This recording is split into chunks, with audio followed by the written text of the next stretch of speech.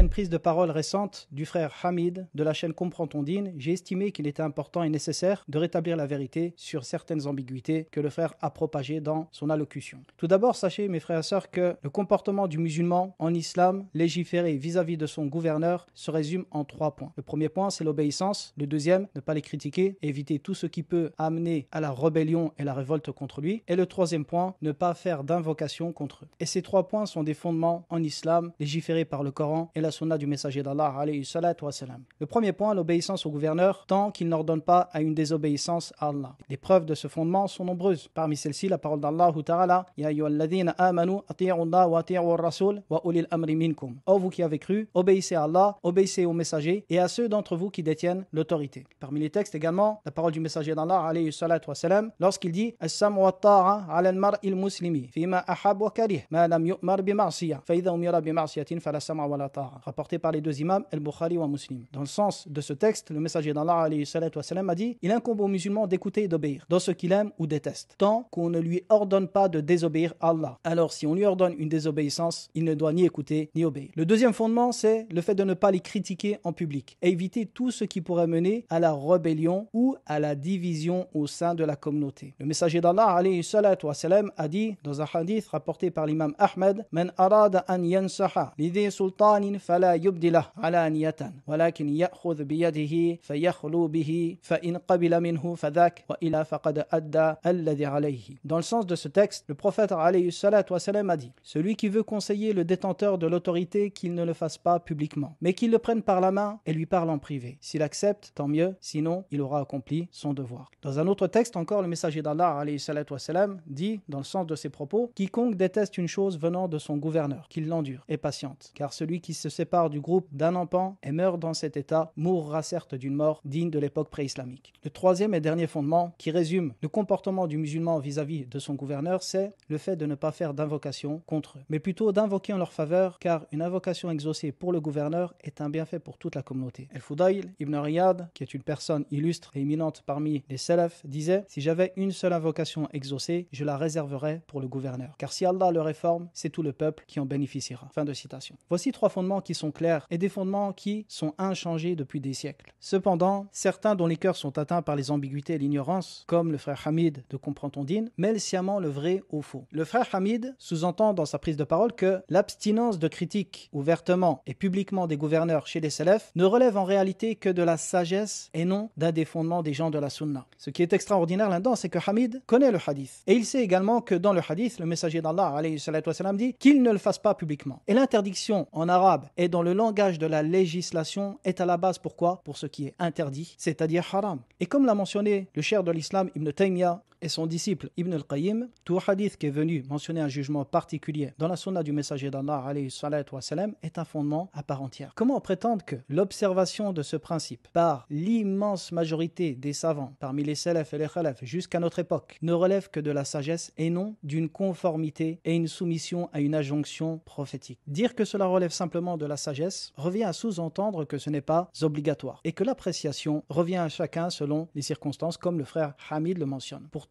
le hadith est explicite. Et comme le dit Hamid lui-même, il faut comprendre ces textes par la compréhension des salafs. Et parmi la compréhension des salafs clairs et explicites, nous trouvons le hadith de Oussama, rapporté par l'imam Al-Bukhari, lorsqu'on lui a reproché « Pourquoi ne conseilles-tu pas un tel parmi les gouverneurs ?» Il dit « Vous pensez que je ne lui parle qu'à condition que vous entendez ? En vérité, je lui parle en privé et je refuse d'ouvrir une porte dont je serai le premier à l'avoir ouverte. » Fin de citation. Mais le frère Hamid, comme je le disais, mélange le faux au vrai, de telle sorte où il vient lui-même avec des arguments qu'il va démentir lui-même. Il dit que critiquer le gouverneur n'est pas un fondement, mais le fondement est de ne pas se rebeller contre lui. Pourtant, si l'on médite ses propos d'un point de vue rationnel, on comprend aisément que la base de toute rébellion et son commencement repose sur la critique du gouverneur. Et il y a une règle simple en islam qui dit que tout ce qui est un moyen menant à un interdit devient également interdit. De plus, d'un point de vue historique, la rébellion et la révolte ont toujours commencé récompensés par des critiques publiques, même si dans certains cas ils étaient réprimandés. Et ceci car la place qu'occupe le gouverneur en islam est un des fondements des plus clairs et des plus importants. Le gouverneur est le point central de la société, car la paix, le développement, la sécurité et l'application de la charia ne peuvent se concrétiser sans gouverneur, ni lorsque son autorité est remise en cause. Et c'est pour cela que ni la critique, ni la rébellion contre lui est autorisée en islam, car tout ceci revient à un principe fondamental dans l'équilibre de la société islamique. Et ce qui est étonnant, c'est que le frère Hamid lui-même mentionne la parole de l'imam al-Bahbahari lorsqu'il dit « Sache que si tu vois quelqu'un invoqué contre le gouverneur, sache qu'il fait partie des gens de la passion. » Puis Hamid commente cette parole en disant « Ceci est une indication et pas un fondement. »